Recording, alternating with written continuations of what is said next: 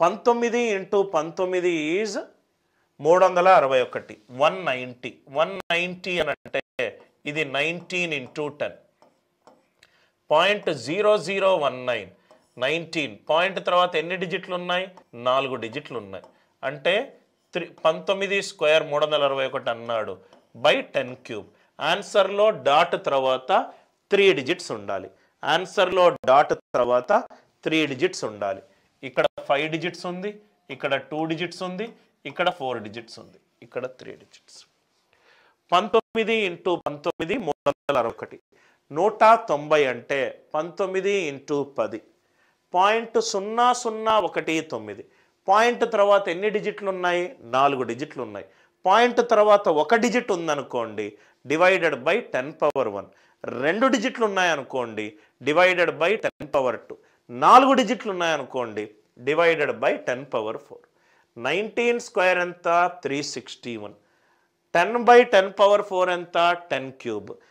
డినామినేటర్లో 10 power 3 ఉంది కాబట్టి ఆన్సర్లో point తర్వాత 3 డిజిట్స్ ఉండాలి. పాయింట్ తర్వాత 3 డిజిట్స్ ఉన్న ఆన్సర్ ఏంటి? 0.361. Simple question, right? Find the quotient of 0.5. ఇక్కడ చాలా ఇంపార్టెంట్గా మనం కొన్ని అర్థం చేసుకోవాలి సార్. 0.5 divided by 0.71. 0.71 అనేది ఎన్నిసార్లు మనని 0.5ని భాగిస్తుంది? ఆన్సర్ అనేది 3 డెసిమల్ పాయింట్స్ దగ్గర కరెక్ట్ చేయాలి. 3 డెసిమల్ పాయింట్స్, అదే వాడే హింట్ ఇచ్చాడు మనకు. 1 డెసిమల్ పాయింట్ అనుకోండి, ఇంటూ 10 తోటి చేస్తాం. 2 డెసిమల్ పాయింట్స్ కావాలనుకోండి, ఇంటూ 10 స్క్వేర్ తోటి పైన కింద బాగా ఆరిస్తాం. ఇంటూ 3 డెసిమల్ పాయింట్స్ అన్నాడు కాబట్టి పైన కింద 10 పవర్ 3 తోటి డివైడ్ చేస్తాం. అంటే 0.5 అంటే 5/10, 5 ఇంటూ 10 స్క్వేర్. ఇది 71 ఇంటూ 10. అంతే కదా సార్? 0.5 అంటే 5/10, 5/10 into 10 cube, 5 into 10 square. 0.71, 71/10 square into 10 cube వచ్చేసింది ఆన్సర్. ఇదెంత సార్? 500 divided by 710. సో ఇక్కడ మీరు చూస్తే ఆటోమేటికల్గా మీకు రైట్, ఇక్కడ ఆన్సర్ ఆప్షన్స్ కనుక చూస్తే 710, 00 పోయిందనుకోండి, 71 ఏళ్ళ 0.5 డివైడెడ్ బై 0.71. ఇదే స్టెప్ డైరెక్ట్గా మీకు ఇక్కడ వరకు రావచ్చు. ఎట్లా? 0.5ని 5/10గా రాసుకోవచ్చు, 0.71ని 71/100గా రాసుకోవచ్చు. అంటే ఇది ఎంత అయింది? 50/71 అయింది. 50/71 అయింది. ఆర్ యు ఆల్ విత్ మీ? 50/71. దీని నుంచి మనకు రైట్ డైరెక్ట్గా ఆన్సర్ రైట్ 71 ఎంత? ఎన్ని టైమ్స్?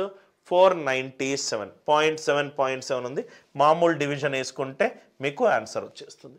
మామూలు డివిజన్ వేసుకుంటే మీకు ఆన్సర్ ఈజీగా వచ్చేస్తుంది. 50 డివైడెడ్, ఇది చాలా ఈజీ క్వశ్చన్ సార్. పాయింట్ చేసుకుంటే 0, 71 7s are 497, ఇదేమో 3, సో 3 కాబట్టి మళ్ళీ 0 పెట్టుకున్నాను, మళ్ళీ 0. 0.704 దగ్గర, 0.704. Are you all with me? Simple division sir, ఎక్కువ టైం స్పెండ్ చేయాల్సిన అవసరం లేదు. What is the value of the following corrected to 3 decimal points? Corrected to 3 decimal points ఇక్కడ చూడండి సార్. 160 పాయింట్ అప్రాక్సిమేషన్ అని అనలేదు, సో కాబట్టి 160.342 మైనస్ 32.124. క్వశ్చన్ చూడంగానే మనకు ఆన్సర్ ఆప్షన్లో యూనిట్ డిజిట్లు అన్నీ డిఫరెంట్గా ఉన్నాయి కాబట్టి 2 - 4 ఎంత?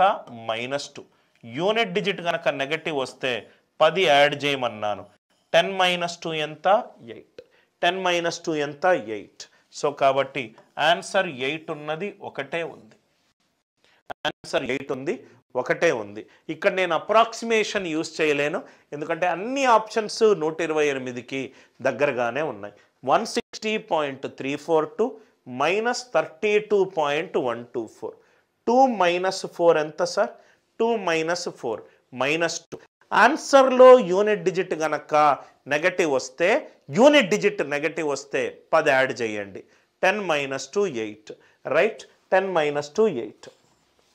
ఆర్ 4 - 2 ఎంత? 2. 2 అనేది 10ల స్థానంలో ఉన్నది. 20 - 2 ఎంత? 18. 18 ఎక్కడ ఉందో అక్కడే ఆన్సర్. దయచేసి మొత్తము చెయ్యాల్సిన అవసరము లేదు.